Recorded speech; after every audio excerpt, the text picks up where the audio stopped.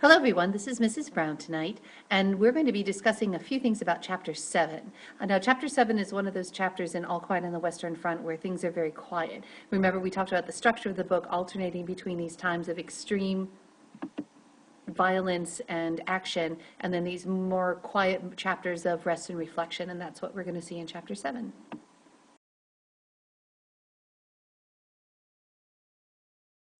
One of the things we notice in Chapter 7 are some changes in the characters. Himmelstoss, for example, was so failed in the trenches. Remember that he wouldn't get up out of the trench, and they kept prodding him and yelling, and finally took a direct order to get him to move. But he has now moved to the back, basically. He's become a cook, and he's really ready for this new role as chef. And oddly enough, now that he's not in charge of the men, he's actually getting along with them much better. Finally makes some friends with them, and actually gains some respect from the men in the company, because he did help to rescue Hai and was one of the people that helped to carry him back when Hai was wounded in the advancement. After the intense drama of Chapter 6, where they were completely stuck in the trenches for so long, and then finally given the order. So at this point, they're actually someplace over the border of France, and they come across this movie theater poster, just like you'd see outside of a movie theater with it advertising some coming attraction. And it's for some sort of romance, comedy kinds of things. And there's a picture of a beautiful young girl and a clean-cut, handsome young man. And the men just sort of stop and stare at it for a while. It's like this thing from this other planet has landed there, and reminds them for a minute that there was this world once where people got dressed up and they went out dancing and they went to the movies and they had dates. And they all kind of imagine themselves for that moment in the picture. And what if they were, cleaned up, and could they do any of these things? And it actually makes them recognize just how, dirty and grungy they are. And they imagine what it would be like to be dressed up in clean white trousers. And they all decide together to sort of go get deloused, to go through the treatment center and have all the chemicals put on them to try to kill off the lice. And these feelings kind of scare Paul. He feels lost. He says he doesn't know anything about that kind of life. Even though this guy in the picture is their same age and is who they might have been, cleaned up, going out on a date with a pretty young girl, but Paul just can't picture it and doesn't know anything about it, so it kind of has a more frightening rather than comforting feeling for him.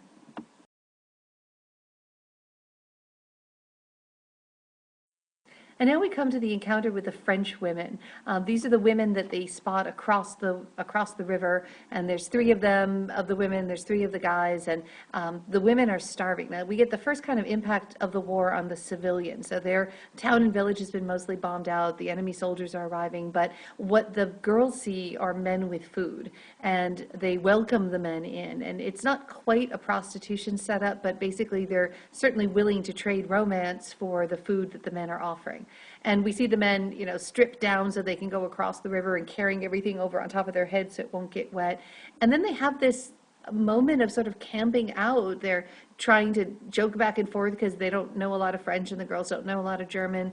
The swimming in the river, the food that they eat, and then the romance that happens in that one night. And it's this moment of human contact. Paul says it's more personal than going to a brothel. It's somebody that he has a night with who's outside of the war and outside of those battles. But it still leaves Paul feeling incredibly unhappy and even more lonely if possible the next morning, because he knows that this was just a one-night thing and it's not the life that he's going to have.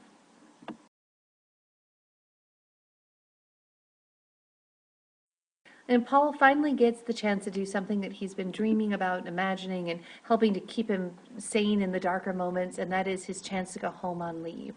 And his first reaction as he heads back into town and everything gets more and more familiar as he gets closer, when he gets into the door, he becomes so overwhelmed by feelings that he actually bursts out in tears. And he's horribly embarrassed by this and tries to hide it and, get himself under control before he meets his sister and his family. And he has this weird sensation of, even though he knows everything around him, he feels like he's different. He doesn't belong there anymore. And he actually lies to his family about war is really like. He's trying to reassure them. And he basically figures, they're outside of it, so they can't possibly understand what he's been through. So there's no point in upsetting him. He might as well let them believe what they want to believe, because they wouldn't understand the truth even if he told them. So he's kind of trying to spare their feelings in that part.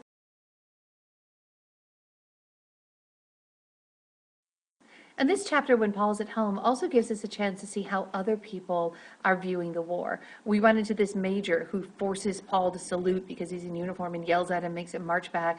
And he really represents the old guard. Paul recognizes that these kinds of rituals are really meaningless in this new style of warfare. It really doesn't matter who you salute or who your commanding officer is when the shells are all falling down on your head.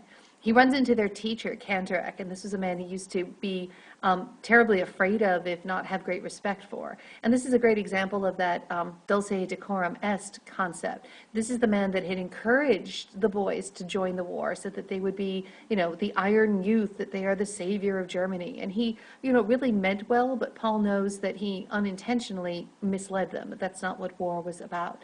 And now to Paul, he seems to be this figure of ridiculousness. He's actually being made to march by somebody else, and he seems really little. And Paul sort of wonders, how did we ever trust and listen to these people from this older generation?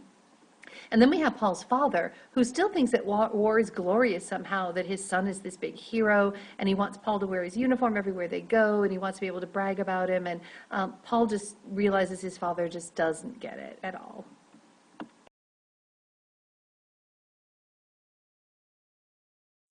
Towards the end of this chapter, the author remarks, spend some time on Paul just alone in his room. And this is sort of this way of contrasting who Paul is at the moment and his past, his childhood, basically, his teenage years. And even though it's his own room and everything is familiar in it, he's a stranger. Nothing has meaning to him anymore. Everything from his past, even his mother is dying from cancer, and he feels like he's just in this limbo. He can't reach to his past anymore, and he can't picture what kind of a future he might have. And he says, leave is a pause that only makes everything after it so much worse.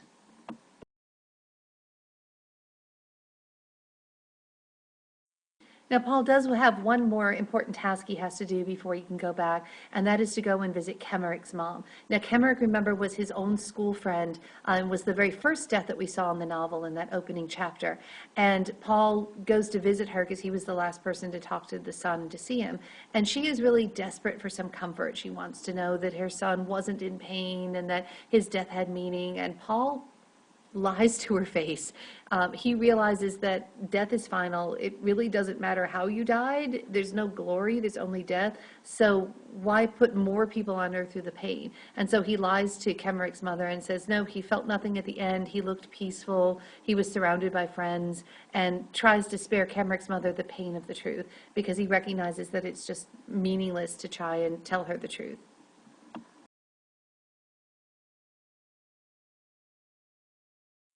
And at the very end of chapter 7, this is so sad.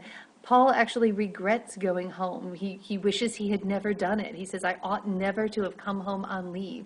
He realizes that for him, the war will not end. And he says, out there, I was a soldier, and now I am nothing but in agony for myself, for my mother, for everything that is so comfortless and without end. He recognizes that at least in the moment of battle, he feels alive. He feels something. He has this camaraderie and this connection with the other men. He knows what a soldier's life is, but he has no more connection to who he used to be, and he can't even imagine what the world might hold for him if he survives when the war is over. And that is it for chapter 7.